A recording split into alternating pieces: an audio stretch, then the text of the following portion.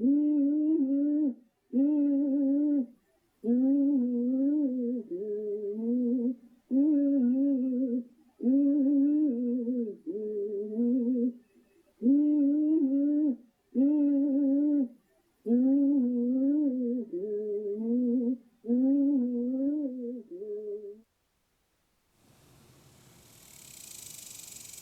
went to the Education Center and asked them for some history on Booker T. Washington High School. The lady brought me one sheet of paper, 8.5 by 11. And I said, "You head of this department?" She said, "Yes." I said, "Is this all you have about that school?" She said, "Yes." I said, "That school got started in 1913. I'm going to tell this whole story. I said, "You don't have anything else?" She said, "No." Well, I knew it wasn't in the sense of me debating against her because she didn't know. And so I left. The pride of the great Southwest.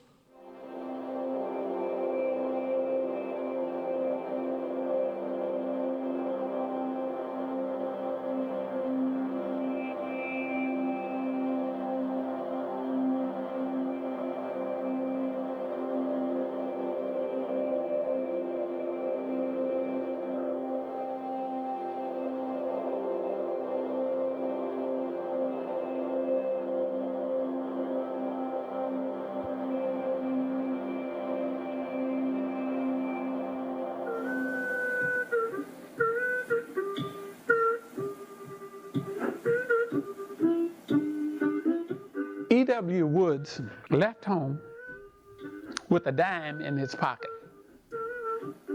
Born in Mississippi, sharecropper parents, but somehow he got a college education and he was in Tennessee looking for work. And just happened to see this flyer that said there were jobs available for colored teachers in Oklahoma. That's all he needed. He set out on foot, hitchhiking, riding the boxcars. He more or less walked the whole way from Tennessee till he got to Oklahoma, where he lived the first night in a barn. He opened the new Booker T. Washington High School September of 1913.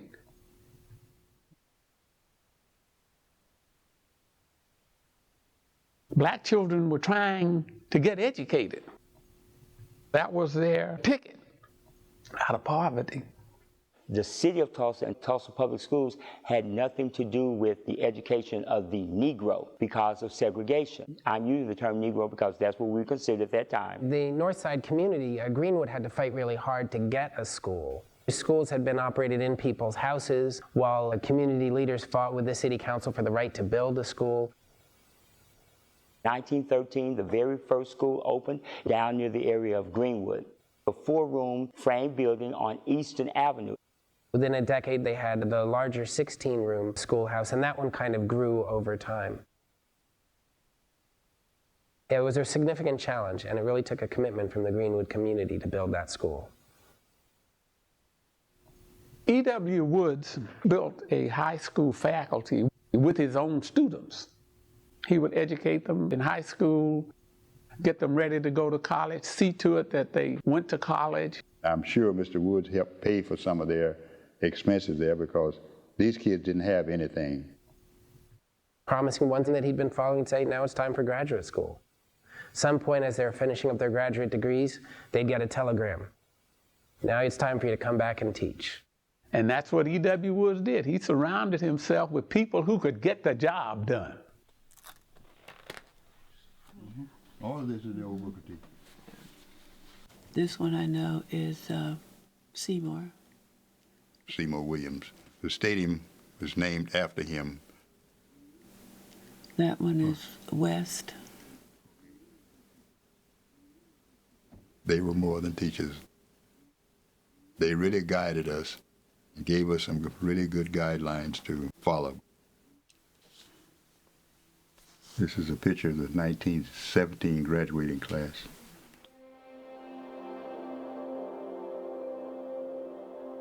E.W. Woods was determined that he was going to get black children educated where they could make an impact on the world.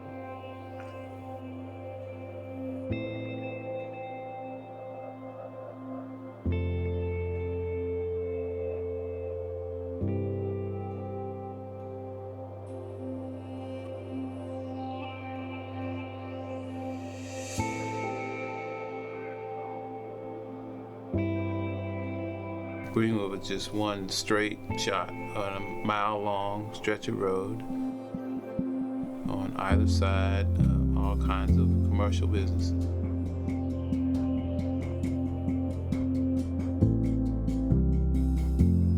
This was the center of town for the African American community. It was where all the happening was. The legend has it that Booker T. Washington himself dubbed Greenwood Black Wall Street. It was a time of relative prosperity for people in Greenwood, and the school grew up and flourished alongside and in that atmosphere. The school was the community. It represented pride. It represented an element of braggadociousness. It was really what created the staple in the community. The community rallied behind Booker T, athletics to academics. The school was the hope of the people. It was the center of the North Side. They took a lot of pride in their football team, in their curriculum, and it was already an established school in 1921 when the race riots began.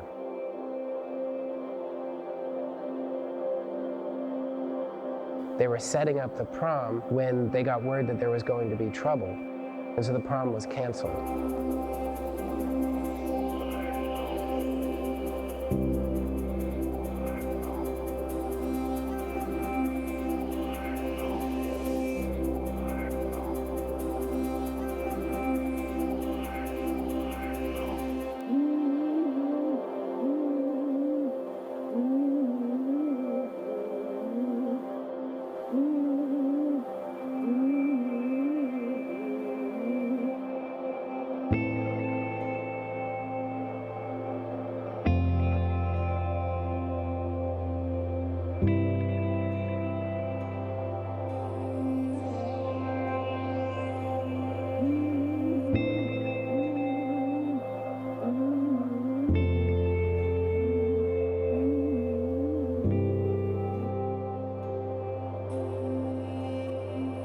The school was like a safe haven.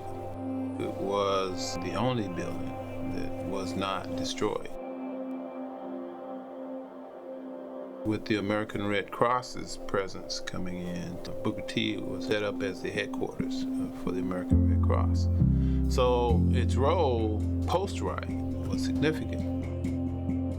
It was a place where people went to get aid.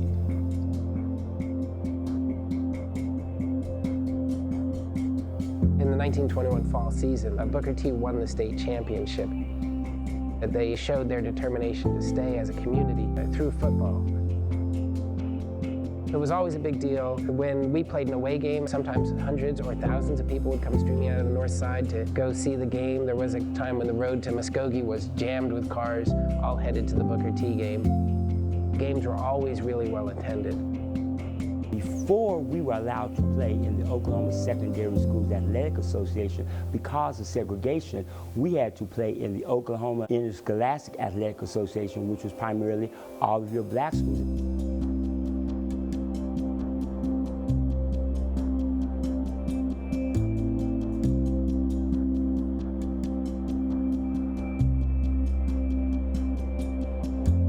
Booker T was the first black school accredited in Oklahoma. That was only 6 years after the race riot.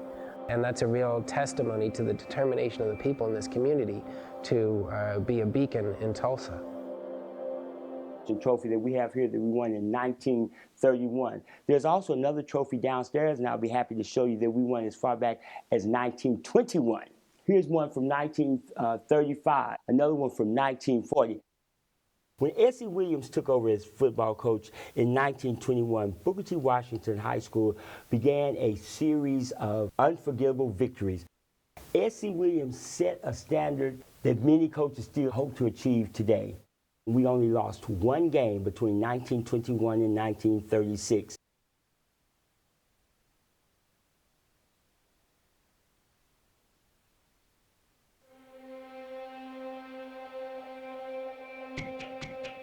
There were no other schools in Tulsa that were accepting people that looked like me. So I went from Carver Junior High School to Booker T. Washington. I was very fortunate. I had no choice, but I had a chance to go to an excellent school.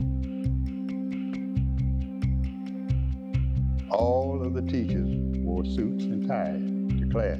And on Fridays, girls would dress up in some of their Sunday clothes. Boys would put on a suit if they had one, or a jacket. E.W. Woods would invite in different speakers each week. You had to come dressed for the speaker. If you didn't have a tie, he'd pull a tie out of the desk. And you came and you went to the talk and you listened and you asked questions. Weekly Friday assemblies rooted and grounded in academic excellence, athletic superiority, and by why they had to be better than if they were going to be successful in this nation. The city of Tulsa, they sent used books to this school for us to use. Mr. Woods told his teachers, you send those books back, we want new books. Everybody knew who E.W. Woods was. He would always say this to us, you are as good as 90% of all the people in this town, and better than the other 10%. He drove that into our heads every Friday, and we began to believe that. I was a member of the last class that Mr. Woods signed our diplomas. E.W. Woods was principal of Booker T. Washington High School from 1913 to 1948. They had no gymnasium.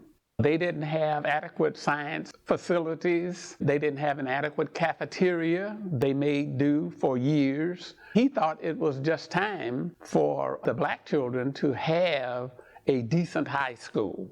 He fought for many, many years. Like Moses, he didn't get to live to see his vision of it realized. It was built 2 years after his death.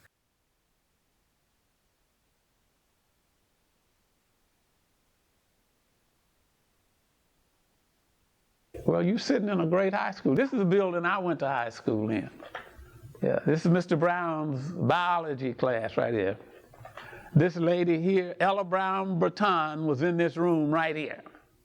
When I was in high school, we were promised new typewriters. The typewriters were ordered, except that we never got them. The typewriters went to another high school, and we got that high school's old typewriters. The NAACP mounted strong challenges to racial segregation in the post-war period in a series of cases culminating in Brown versus Board of Education in 1954. The lead lawyer in that case was Thurgood Marshall for the NAACP Legal Defense Fund. He was a college roommate of Henry Whitlow, who became our principal in 1954. One went on to be a Supreme Court justice, and the other one, a local role, became sort of the dean of the black school system in Oklahoma. They prepared students for the civil rights movement.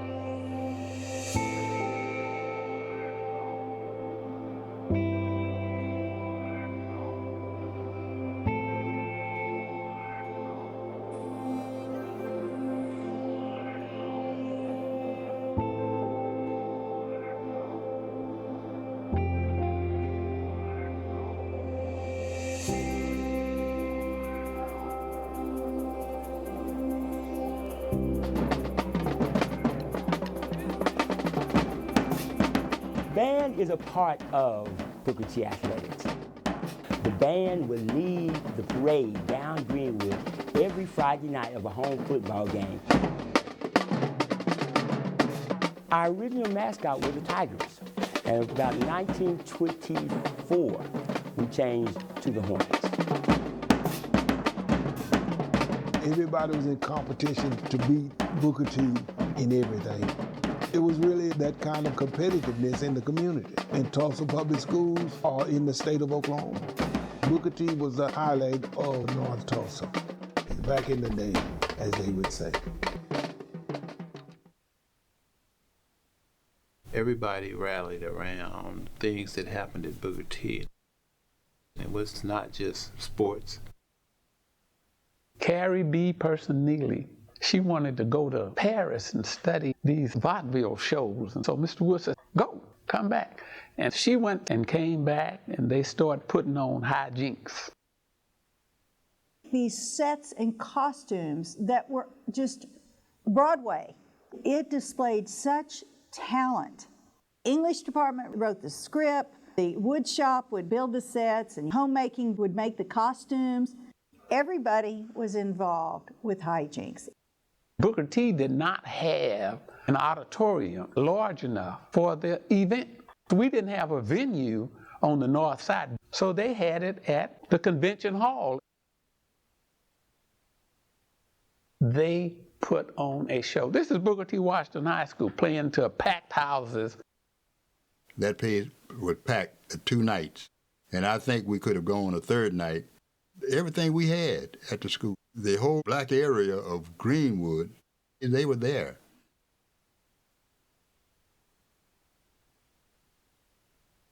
If it is true that a school stabilizes a neighborhood, that's what happened with Booker T.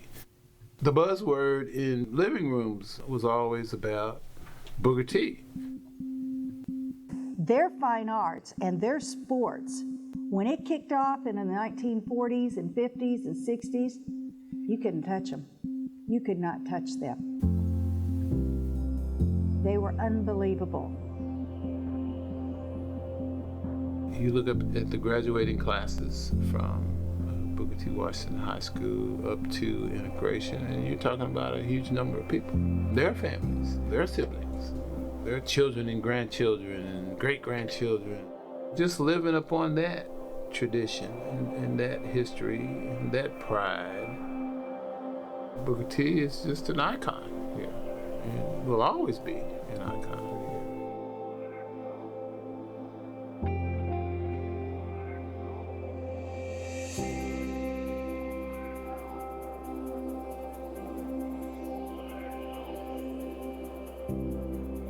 There were a lot of things that happened in between the time that I was in high school and 1973.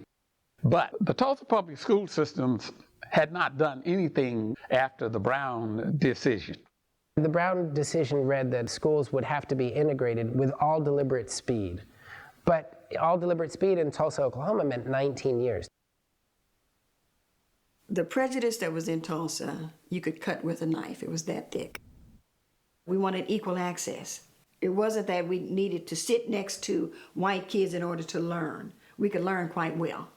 It was that we wanted to have the same books, we wanted to have the same equipment in the labs, et cetera, et cetera. You go back to the context of that time in history, not just Tulsa, but in the United States. There was so much violence taking place, disruptions of desegregated schools in the South. There was a lot of fear on, both sides of the city, so to speak. It was okay to be a racist, and it was okay for people to die if they were saying the wrong things.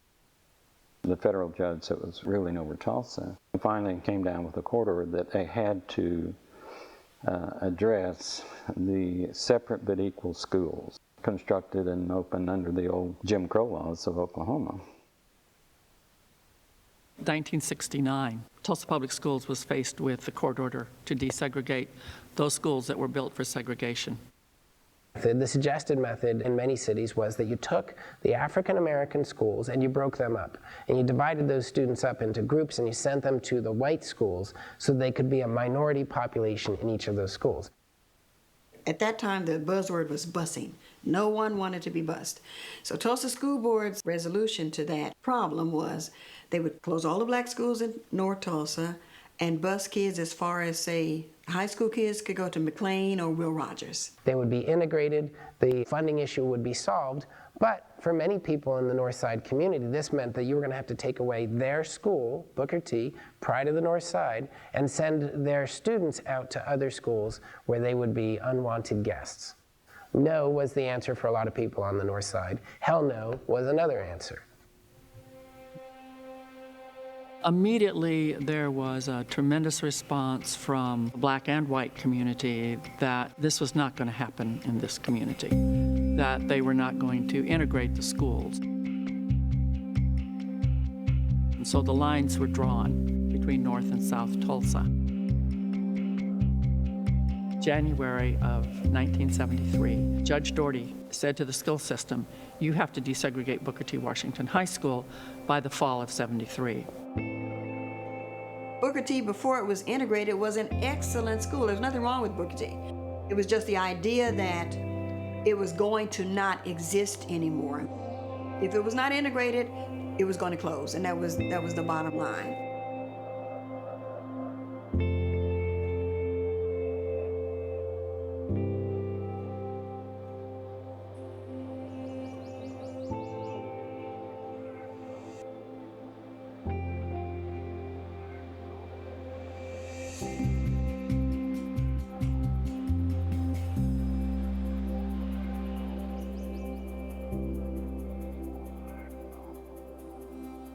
Some of the community members, I won't say demanded, but was very strong that they felt like it should be 50-50, and the board agreed. In the case of Booker T, that community wanted to ensure that Booker T still had a significant place in their community. At that particular time in history, that turned out to be a very important thing. Eugene Harris was the first black man elected to the school board. This was a time of tremendous social change. They were trying to figure out how to integrate Booker T. The earliest efforts tried by Tulsa Public Schools failed, and that's when they turned to Nancy McDonald and Julius Pegues of the NAACP here in Tulsa to try to come up with a voluntary program for the school. Harris's wife had, I think, the best suggestion about how that was going to work. My mom came up with this great idea. She said, okay, Jack, here's what you need to do. If you want to have schools be integrated and not have all of the busing on one side, make the best schools in Tulsa in North Tulsa.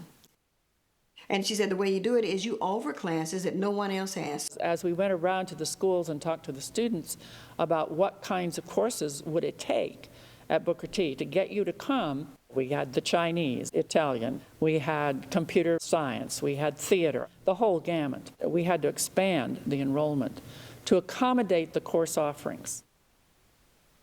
Granville Smith, who was principal here at Booker T, wanted Booker T to remain open. He and H.J. Green, who was principal at Hale, decided that they would exchange principalships. There hadn't been a black principal in one of the all-white schools. And of course, there hadn't been a white principal in any of the all-black schools. It was, at that particular time, a rather bold move. The recruitment effort had gone on about 6 months, and we'd spent a lot of time touting these programs and our staff. When we were in and said, do you have any questions? And the first question that always came up was safety. Will my child be safe? For the African-American parents, they read the same papers, saw the same television, so they had those same questions. But I think even more important to them at that time was maintaining the tradition of Booker T. Washington High School. The parents had to sign the permission for their kids to go, and after all of that, we had one student sign up.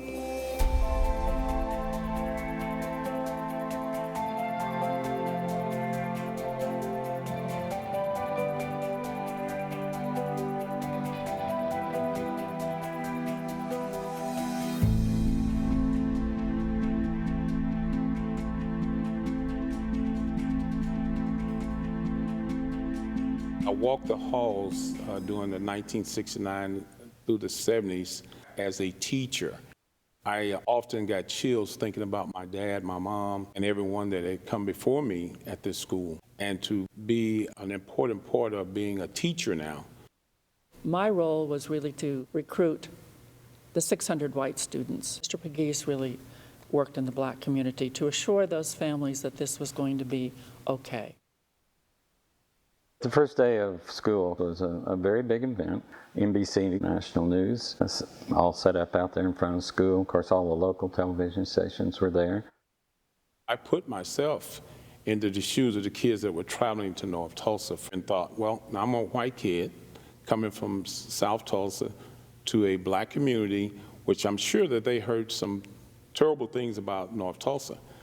And I thought about that fear that they may have had. People didn't know each other. They hadn't had the experiences of being in integrated situations. It was just that basic fear. As a teacher, I wanted to make sure that they knew that they were very secure about coming to our community. We had a lot of teachers that were committed to be that way for each and every kid that left South Tulsa to come to North Tulsa. Frankly, Mr. Green and I were very concerned whether we would get our 600 white students here the first day. I remember standing with him about 6:30 in the morning, waiting for those school buses to come. There were thoughts and rumors of violence and riots, and some people were concerned how the whites might be treated when they came to Booker T. But interestingly enough, when those first buses rolled up, it was our football team who stood out front and greeted our first white students into Booker T. Washington High School.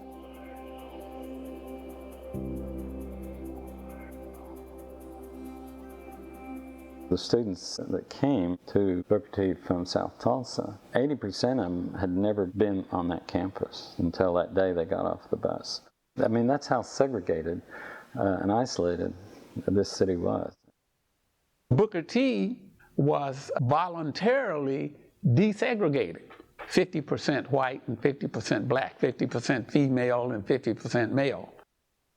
These were two cultures coming together that had been segregated all these years. So they maintain a faculty of that ratio. H.J. Green met with the faculty. Some of the real standouts from the previous faculty were there. A woman named Mama Breton, everyone called her Mama Breton, and the man who taught tailoring, Big Ben McKinney.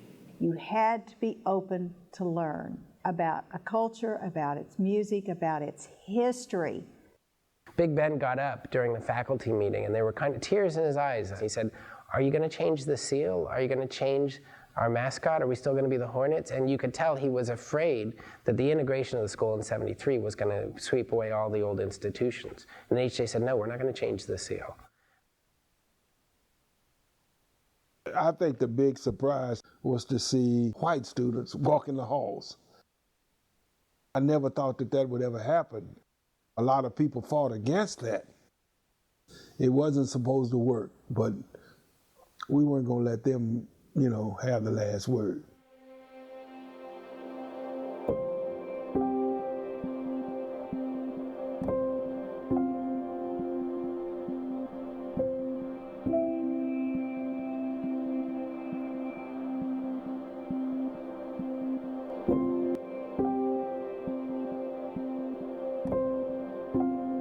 Booker T was a magnet, drawing students in fine arts, sports, and academics. The curriculum was different than any other school, offering more than 400 courses that would attract students from all over the city. And then when you got there and you learned about the tradition and the spirit and the history of what that school had to offer in that community, you were overtaken by it. I was lucky to come in on the second year of integration in 1974. That was the actual beginning of the magnet school concept. It was successful beginning the first day. I came from New York City where I did college advising. H.J. invited me to come to the school just to see what it was like. I first walked in and H.J. was at the door, and I watched the way he was with the students. And when he started talking about the school, I was like, this is a jewel. We started running out of applications. There were so many students that were trying to get into Booker T. Washington until we didn't have space for them. I went up to the Ivy League schools and told them about Booker T. They walked around the school and they couldn't believe it. They really used this school as an example of how students can get along from different cultures, religions, nationalities, and it works. Being of Lebanese descent, in a home that speaks Arabic, and being another culture that was in the middle of a Caucasian and an African American culture, it was like, okay, what do I do and how do I get in there to learn both?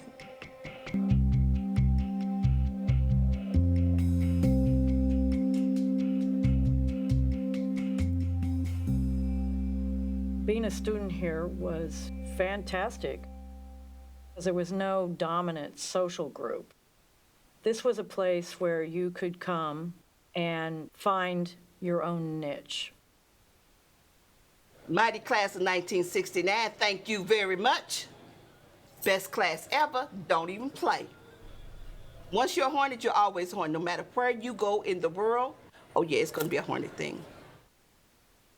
I took Chinese the first time to avoid a typing class. That was the most momentous decision of my life. Booker T was very farsighted in teaching Chinese. You know, there are very few schools that teach 8, 9 languages. You have to go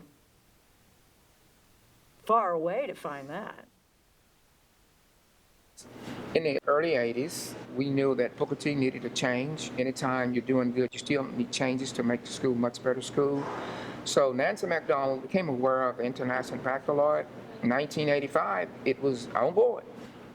The International Baccalaureate is a worldwide program that sets us off from any other schools. A lot of these people were here when I was a student here, and it's home.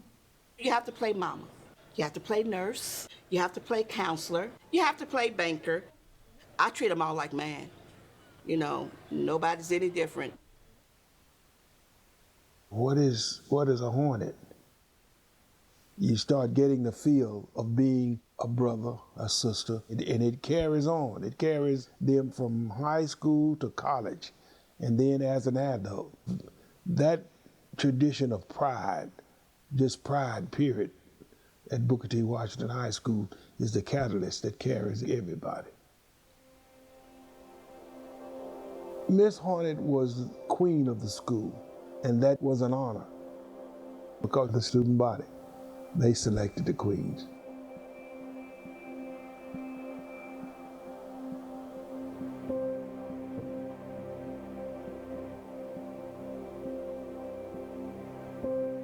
There are many who travel the road up to integration. We cannot let them be lost in our history. And when I say our history, I mean our history of Booker T. As it was, as it is, and as it's going to be.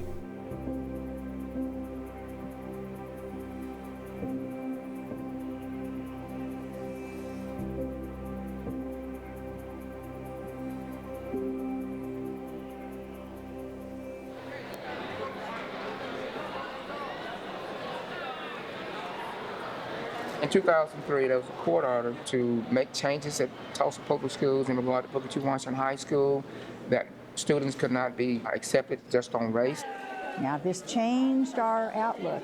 We're not dividing it out that it had to be so many black girls and so many white boys. Teachers that had been there in the 70s and 80s, we sat back and went, we're not just black and white anymore. We are now a melting pot of students. We're like a good pot of stew. Stew got some of everything in it, you know, and it's good when it's cooked right. It's good. When Booker T was named one of the best high schools in the nation, I cried. It was outstanding to have a school in Tulsa, Oklahoma, ranked in the top 100 schools. When you're a melting pot, like the United States, and you end up doing so well, say at the Olympics, it's really not that big of a surprise. Here we are, a melting pot. We're a small America right here. No, we'll finish later. You scared to talk about it now. You be on TV, that's why you... I don't want to live in a world where we are segregated, blacks and whites and Hispanics, Asians, etc., all in our own little corners. That's a very dull life to me.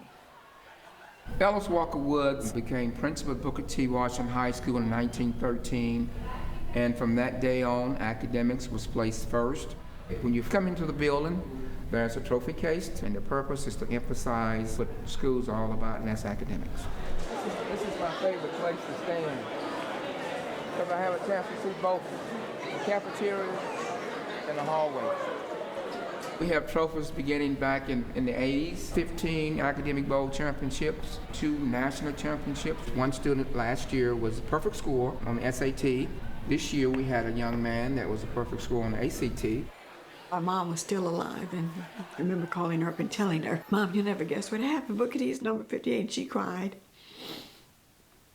But then she got mad. And she said, why is it just Booker T? Why today is it just Booker T?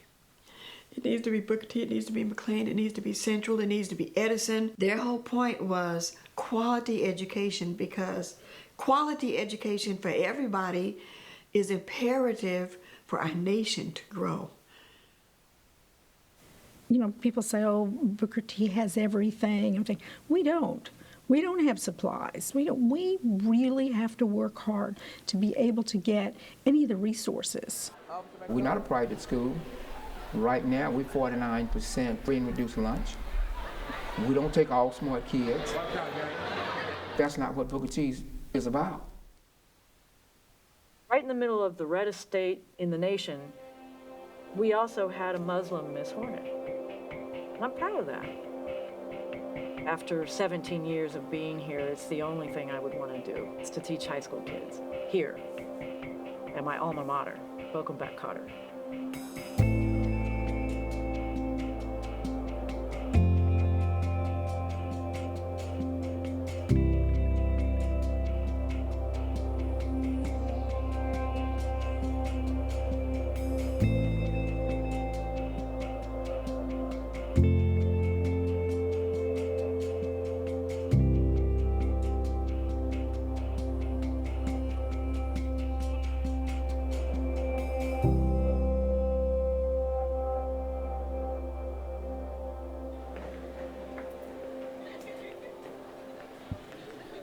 I've had people to come into the office and say, is that you first? And I said, no, it's not me, but I hope that I can do the things that he's done in the past. I hope I can continue to move Booker T in the right direction. He was one of my students in 76. He was a student in 75. I thought you graduated in 76. Oh, you old enough? I thought you were. Mr. Woods and Mr. Whitlow were the two longest-serving principals of all of the history of Booker T. And I'm very proud to say this, I'm the third longest-serving principal of Booker T. Every day I come in here, I love to go into the office and say hello to Mrs. Hendricks. I love to say hello to Miss Taylor. If I collected all the money that I have given away in the past 32 years, I could probably buy a new car. That's no joke. I probably could.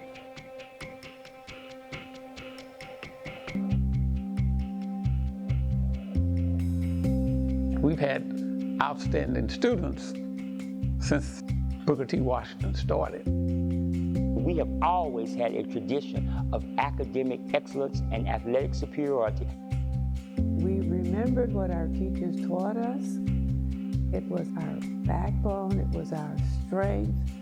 It enabled us to withstand obstacles and to overcome those obstacles. It was actually a part of us and still is a part of us. E.W. Woods produced some of the best high school students that have ever come out of any high school in this country. From John Hope Franklin to the Tuskegee Airmen, to the Harvard debater, to Emmett McHenry. I mean, they're just incredible people, and they're still turning them out. Some of these students here, I know they're going to come with a cure to something. They are going to make a difference in this world. I could take you through this whole litany of people who graduated and all of that, but for me, I think it's about our kids. Not only those who graduated, but those who are here now. And these students here, they're standing on the shoulders of those people, and that's what Booker T is still about, the students. When you destroy a person's history, you're taking the foundation away from their house. We were here. We have to respect and remember and value and appreciate the traditions of 1913 and that 100 years of history we have that are the core of our strength. Also, we have to remember the tradition of 1973, the hope and the promise of Booker T. Washington as an integrated school, a place where people of the whole city can come together. We all travel the same road. Booker T has students all over the world doing fabulous things. That was Mr. Wood's primary goal. My students have to be able to compete in the world.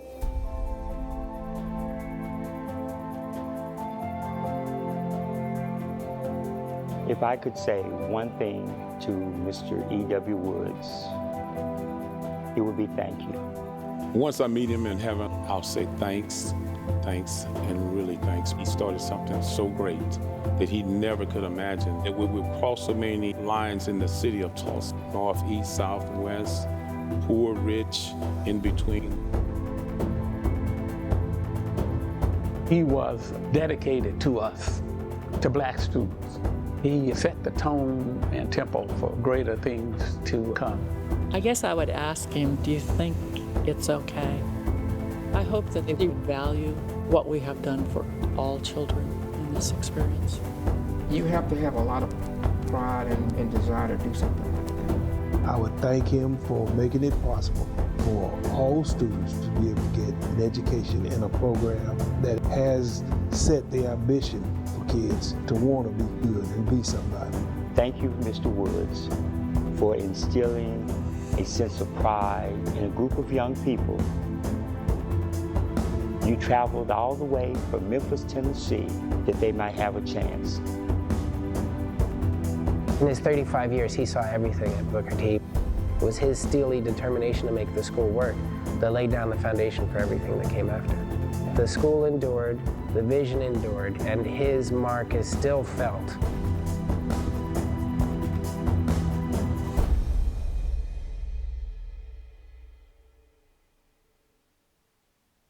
Oh, God, help us ever grow downward in body, in soul, in mind. That light of dear Booker T High School may grow brighter and